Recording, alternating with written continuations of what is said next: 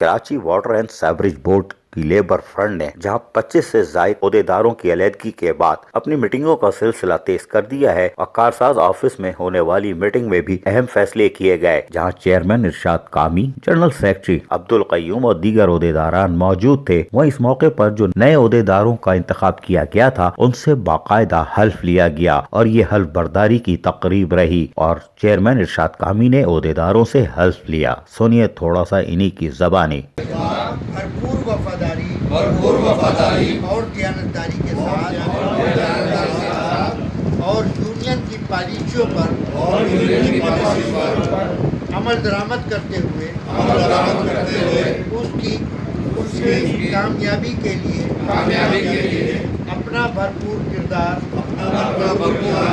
ادا کروں گا۔ جبکہ اس موقع پر general secretary labour front Karachi water and sewerage board Abdul Qayyum نے خطاب کرتے ہوئے کیا کہا، یہ بھی سنیے۔ لیبر فرنٹ جو ہے، میرے کچھ ساتھی اس بات کو سمجھیں گے، ایک ٹرین کی مانند ہے، ایک ٹرین کی مانند ہے اور وہ پٹری جو ہے، اس پٹری پر یہ ٹرین جو ہے چل رہی ہے، جا رہی ہے اپنی منزل کی طرف، رواں دواں ہے۔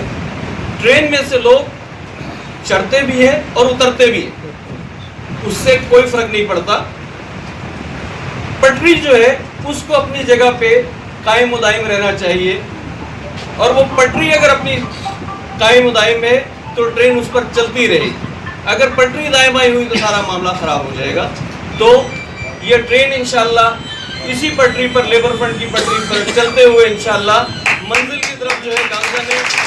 لیبر فرنٹ یقیناً مزدوروں کے حقوق کے تحفظ کے لیے جدوجہد کرتی آئی ہے۔ 25 سے زائد عہدیداروں کے الگ ہونے کے بعد بھی لیبر فرنٹ خود کو ایک بار پھر منظم کرنے کی کوشش کر رہی ہے اور یقیناً یونینز میں اس طرح کے عمل ہوتے رہتے ہیں، لیکن محنت کشوں کی جنگ نہیں چھوڑنی چاہیے۔ عزیز عارف، KBS بلدیاتی نیوز، کراچی۔